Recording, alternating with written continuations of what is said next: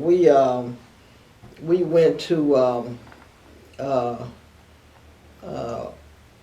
because when really when see, I guess that was in the it also was in the 70s when I really began to know and meet and know who we now know as Mama Mac. And then I began to know Ernie better. I knew Ernie. Sure. Don't get me wrong, but I knew and that was through the. I know it might be shifting here, but that's through the the Black Women's United Front. There was an organization called BWF, Black Women's United Front, where Mama Mac and I served together. We had a because this is while I was a nurse talking about we had a food co-op. Mm-hmm. And collectively, and we, it was pretty successful, and so, but then too, it was against racism, against sexism, against classism. So we were involved. We traveled throughout the country. We were involved in a number of things, and so. But VA Medical Center was hard work, but I enjoyed it. Mm-hmm. I worked as on what's called a cardiac step down unit. Mm-hmm. Worked with CCU, the coronary care unit, mm-hmm. and also worked with what's called home health.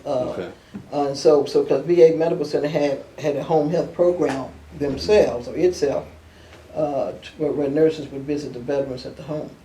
If that program is still existing now, I don't know. Okay. Mm-hmm. Go on. How did you get involved in politics? Okay, right, in electoral politics. Yes. And so because I say that because I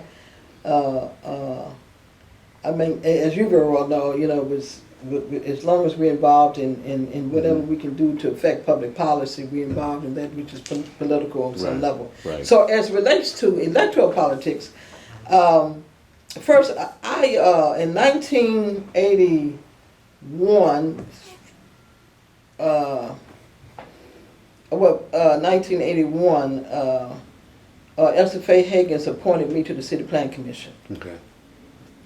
Now, before that, she recognized that I was, an activist, and so she and I worked with others to elect her, and she was. And as a member of the City Plan Commission, which is, many people oftentimes, in my opinion, don't realize the significance of that. But it's about, how is land going to be used? I mean, or the absence of urban planning, which in essence creates, neighborhoods that are full of just obnoxious uses. The absence of absence of good neighborhood planning, and so neighborhood planning that improves one's quality of life and that respects one's quality of life. Mm-hmm.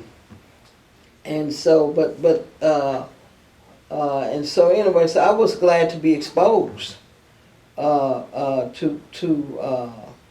the City Plan Commission, and so and because as a part of that, I recognized that. We did not have neighborhood planning, and therefore you could almost locate anything anywhere. Mm-hmm.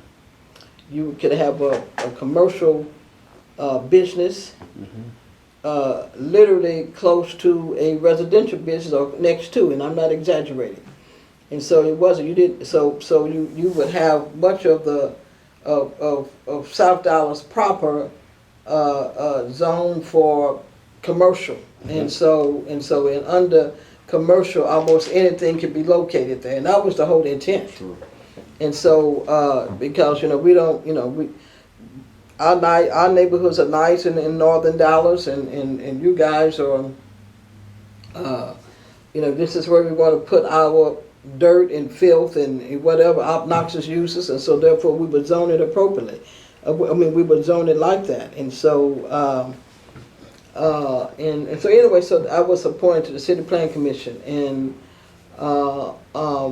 and it gave me a lot of direction.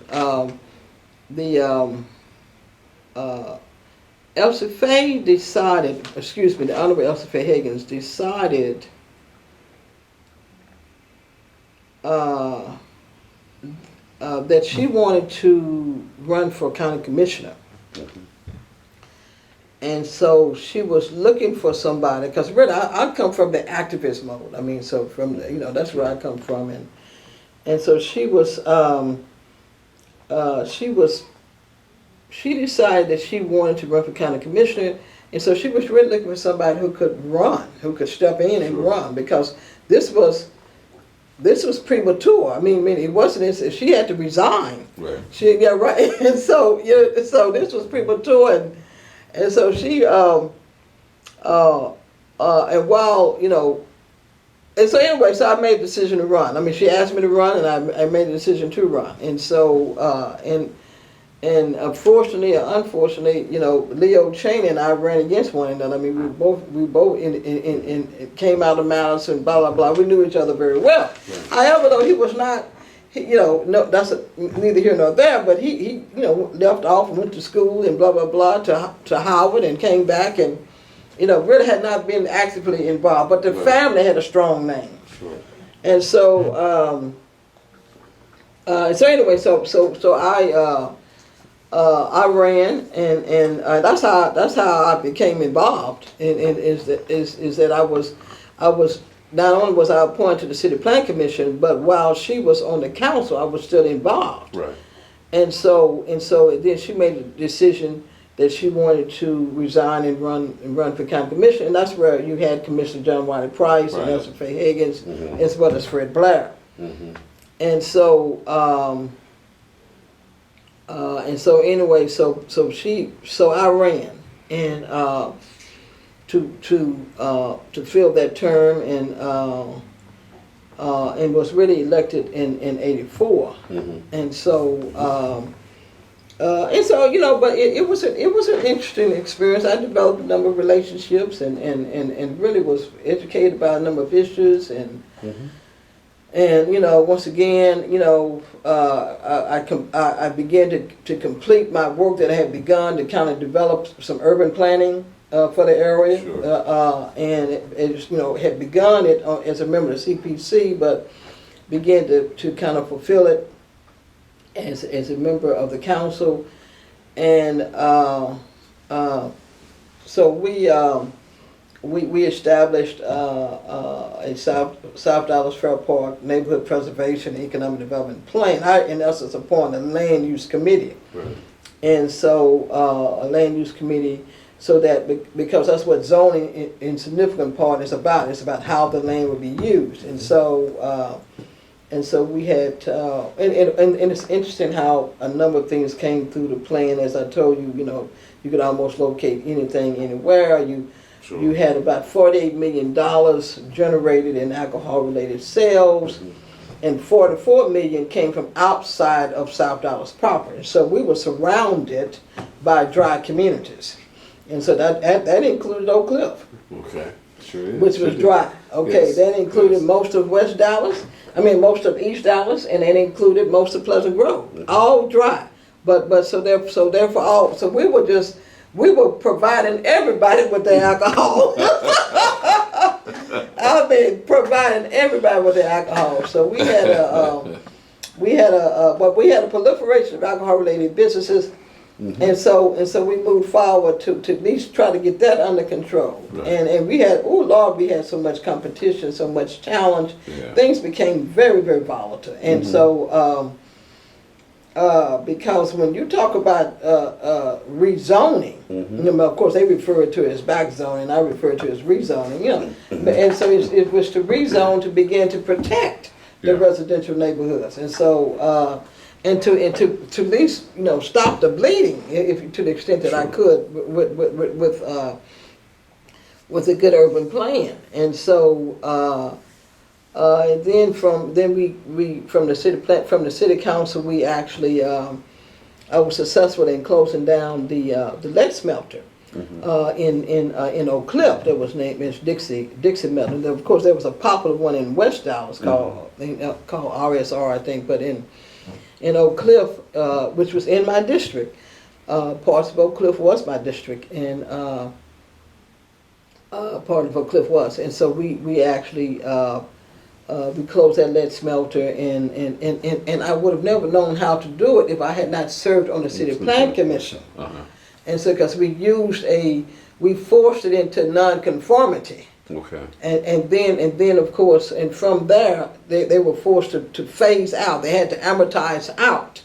But in essence, we rezoned it, so it changed it from commercial to lower zoning, which threw it into, nonconformity. So anyway, so we were able to close it. That was a lot of competition. I mean, there was a lot of volatility,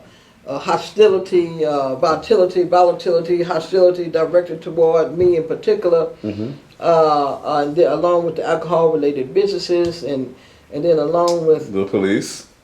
Baby, that's what I was about to.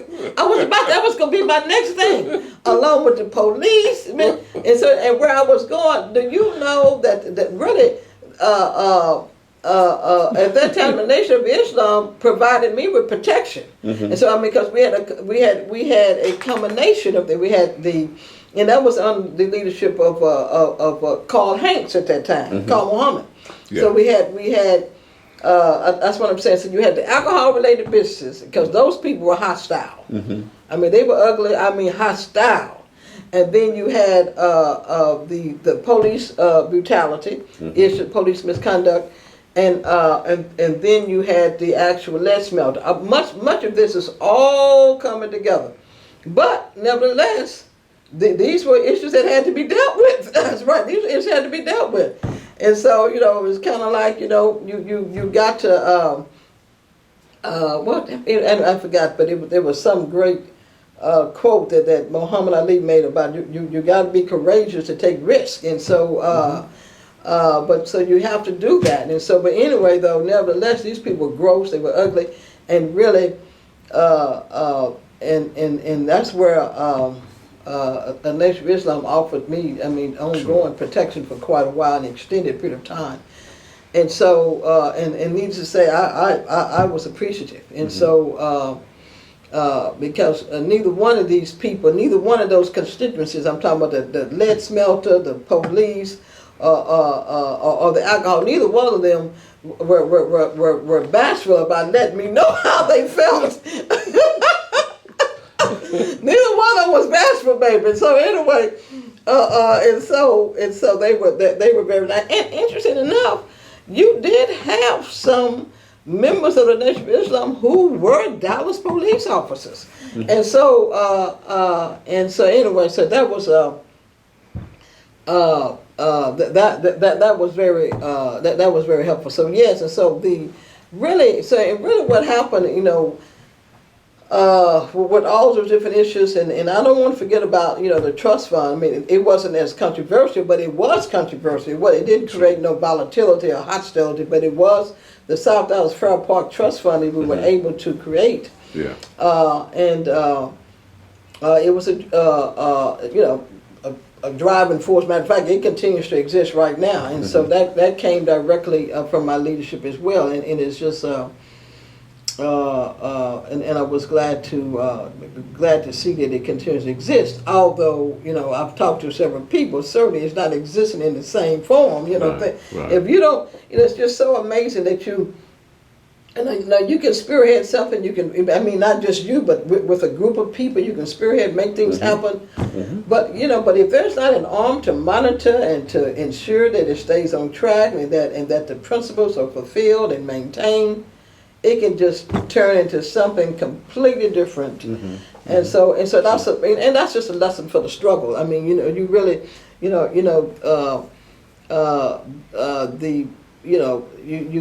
nothing is completely won. You always have things to do, and it's no victories are permanent. And so I know we've heard all that, but I'm just saying. So we really do have to make sure that we stay with it. And so anyway, so as I was on the council, blah blah blah, I learned a number of things, developed some relationships. I was unelected for the most part, by the Dallas Police Association. They actually went to the white community, because I did have, under redistricting, I did have a small, strong 2 or 3 precincts. One precinct came out at 1,100 votes against me. Baby, that's general turnout. Yeah. And so I mean for a general election turnout. That's what I mean. Right. But the Dallas Police Association walked door to door in that white community against Diane. And so, hey, it's just Sure. it didn't I didn't trip over it. Sure. And so How many terms did you? No, that's okay. 84 to 91. 84 to 91. And yeah, That's not bad. Oh no, it wasn't bad. No. It was enough. Yeah, right. It was considering It's a good tenure. Oh no, it was. It was Yeah. indeed a good tenure. It was and learn, and and I just give God all the glory that even people today continue to express their appreciation for my service. I mean, as a council member. Sure. And so and what that indicated is that they too recognize the risk which were taken. Right. That's right. In order to accomplish those things that needed to be accomplished.